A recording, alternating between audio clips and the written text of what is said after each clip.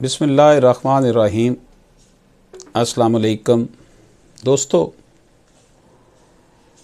2020 SCMR 300 में ये करार दिया गया है कि जब एविडेंस पेश की जाती है, सारे एविडेंस तो ट्रायल कोर्ट में नहीं होती है, तो उसमें एविडेंस के लिए मौके दिए जाते हैं। सिविल जज जो है ना, आखिरी मौका, कतई आखिरी मौका, कतई आखिरी मौका, इस सब फजूल किस्म की जो ऑर्डर किए जाते हैं, इनको बैन कर दिया सुप्रीम कोर्ट ऑफ पाकिस्तान ने, और कहा कि आइंदा फ़रीक़ैन तारीख़ मुकर्ररा पर शहादत पेश करने के पाबंद होंगे, बसूरत दीगर हक़ के शहादत ख़त्म कर दिया जाएगा।